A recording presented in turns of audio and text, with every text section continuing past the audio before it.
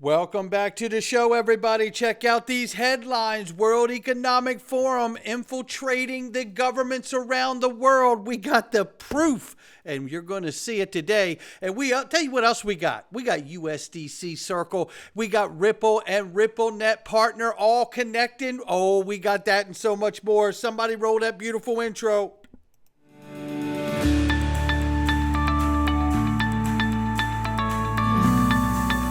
Digital Perspectives with Brad Kimes. Come on in.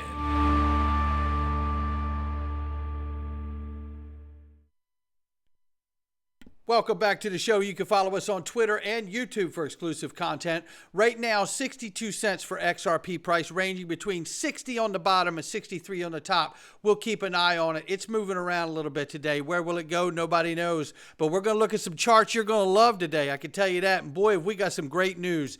$1.67 trillion market cap for crypto. The market is up 4%, ladies and gentlemen, in the last 24 hours alone.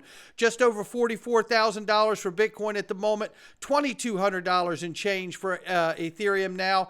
89.9 billion plus for USD Tether. XRP is at 62 cents, up 1.7 in the 24-hour, up 1.8 on the 7-day. Let's look at this. It is linked to, ladies and gentlemen, the best private equity in the world. Over 500,000 registered users. Can't be wrong. They're not wrong. I was a customer, am a customer, love being there. And guess what? Uphold, Ripple, you're going to want to watch out for it. And here's a nice reminder when it makes its way back to the board, talking about Ripple now. Take a listen to this little reminder here from the CEO of Uphold, Simon McLaughlin. And I've got an interview coming from him in a day or so. You're going to love. Take a listen to this. Price and trade to extremely narrow spreads. And the reason we're excited about this is it's payments, so it's recurring income, it's recurring flows, which is a much nicer business than the sort of very feast or famine nature of retail. And this is a poster child for the kind of deal that we want to do and how we want the platform to be used, because it generates potentially higher quality revenues. That's right. And we've got other similar deals in the platform. And the other thing that's significant from my point of view is it's an example of how we're plugging Uphold as a platform into a large installed user base. So the ODL platform already handles hundreds of millions of dollars of flow a year. So it's not like you're plugging into a startup and you're inheriting execution risk. So for us, it's a very exciting project. It goes live on a very tight time frame. Actually, we've got the first live trades due in December. So at that point, Yeah, at that point, we'll just hold up right there because that is a lot of information.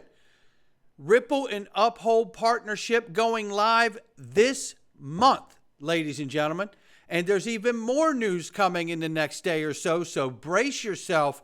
I tell you, this is a remarkable time. Again, link to. If you're interested in getting private equity, all you got to do is sign up and register and get started. Link underneath the video, ladies and gentlemen. And guess what? Massive news right here. Digital asset investor, the go to the XRP community is back, baby. Whoa. Sound the alarm. It's on. He's back, and we're glad that he's back. We all needed him back in here, and it's just right that he's back at this point. But I'll tell you something. X platform has proven to me through this process that, one, we still need to see James Murphy, attorney James Murphy, meta lawman free. If he's not free yet, we need him back. And I'll tell you something else too. This platform has proven to me through this process that DAI and meta lawman have gone through that there is no free speech on this platform.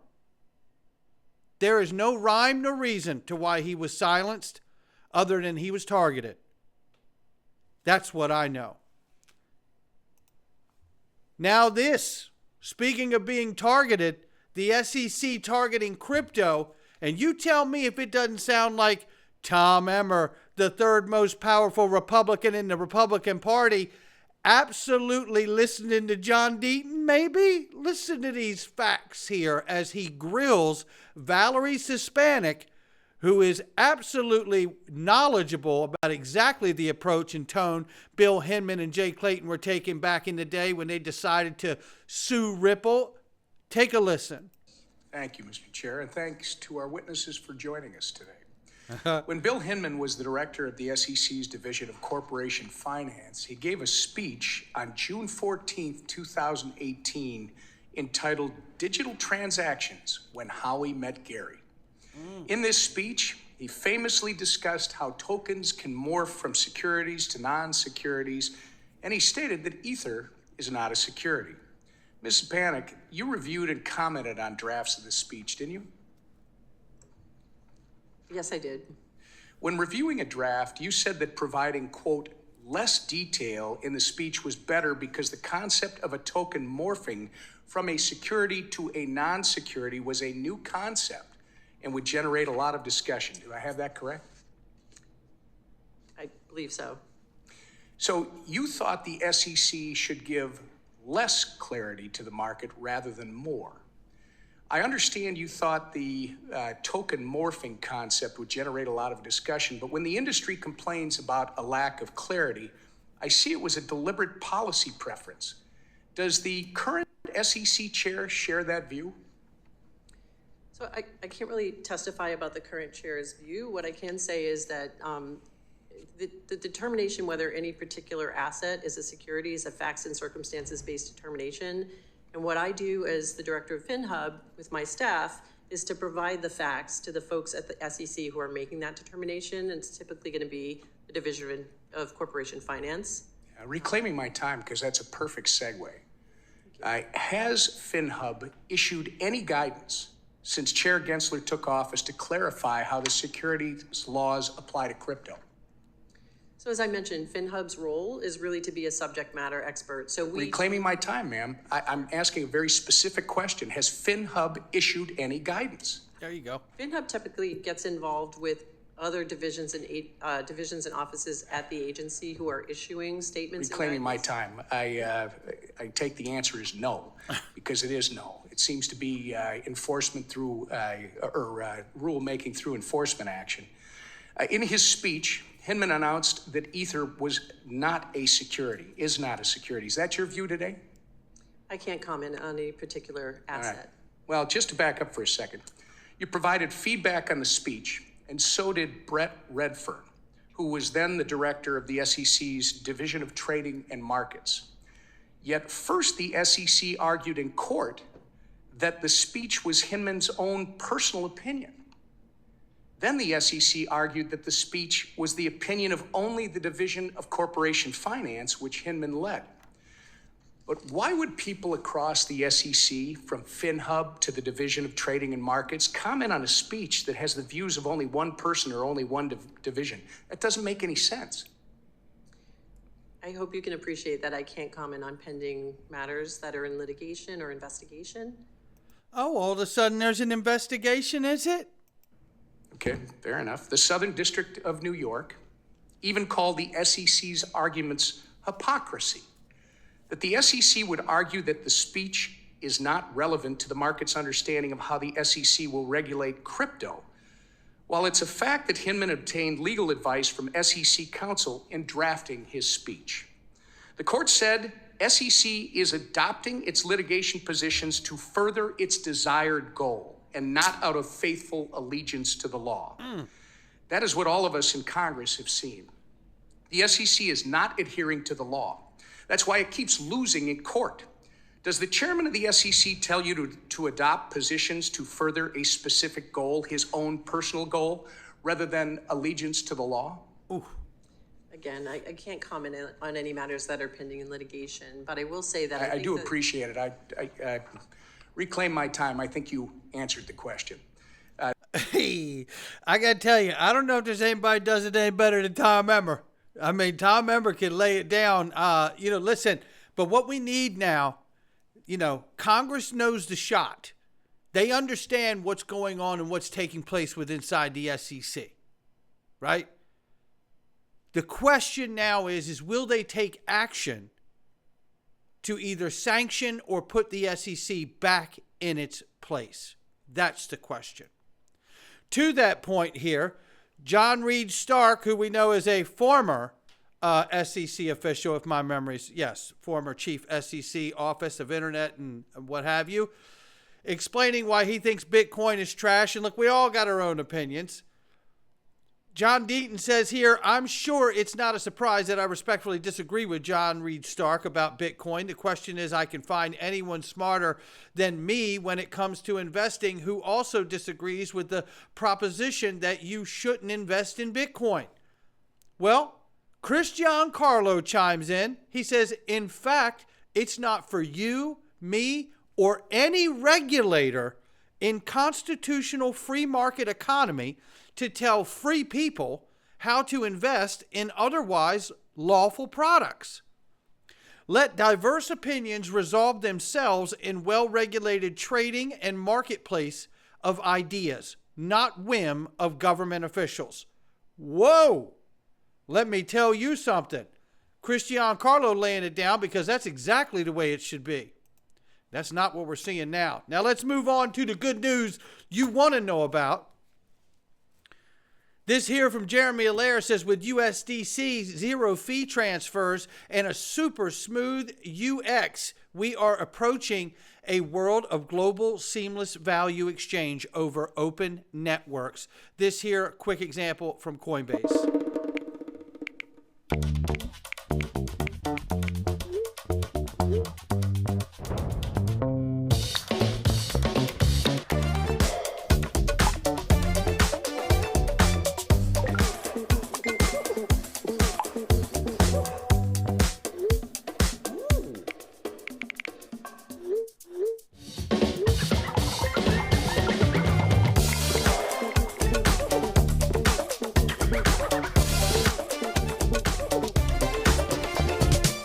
There you have it. And look, why are we showing you that? Not only for the face of what he's talking about and the smooth experience for sending money instantly, not a payment, the actual transfer of value. Jeremy Allaire says here, Circle launches major new partnerships with Nubank. Uh-oh. This is getting real good now, ladies and gentlemen. Dramatically expanding USDC access in Brazil through one of the largest digital payments in the world, with 85 million retail customers in Brazil alone. Well, here's the other part. Shout out to Ashley Prosper for reminding everybody, Circle partners with Nubank, the same Nubank that is a member of RippleNet and has the backing of Warren Buffett's Berkshire Hathaway. The relationship between Ripple and Circle continues to grow. Damn right it does. And here is a little clip about the thoughts of Nubank and what they're doing. Take a listen. So this is one of those fintech apps that I think is poised to become what they call a super app. I don't think that the average consumer, whether it's in Brazil, Colombia, or the United States, or really anywhere in the world, is looking to have an entire page on their iPhone filled with different financial apps. So all of these fintech companies are going to have to get very good at incorporating everything from insurance to lending to credit card to payments, etc. So this is one of those companies that got to jump on that concept. They've been very good at bringing in new users, 40 some odd million users. And by the way, this is not even Berkshire's first investment in Latin American fintech. I heard StoneCo mention STNE. That's another one, had a tough year. But this one's exciting. I'm very interested in learning more about it, following it closely. I'm definitely keeping it on my screen. All right. And you're talking about hitting a $41.5 billion valuation.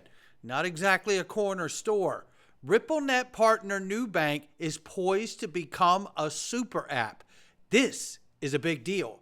Just like this, DAI is free. Free at last. Come on in. Glad to have him back. Like I said, we got to get Meta Lawman back too if he's not back already.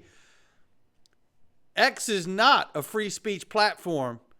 He was targeted, he was silenced, and he was given no valid reason for why he's back. But we're glad he's back.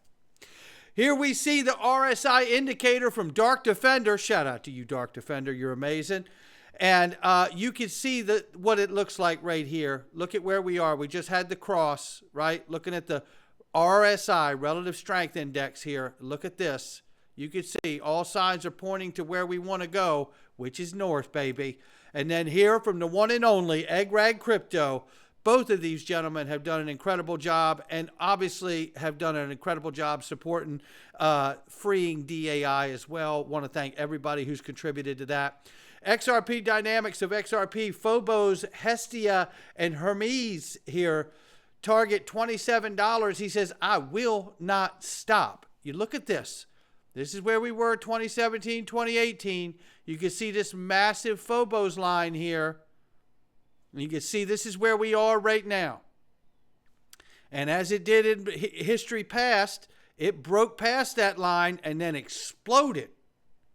I mean exploded. From April, kind of went sideways, came back down a little, and then it exploded again at the end of the year. I would love to see that happen again. None of us know, but the charts are saying watch out, if nothing else. And take a look at this macro chart from Cryptos, I should say. 6-year horizontal support and 6-year diagonal resistance. XRP has been coiling in between this for 6 years.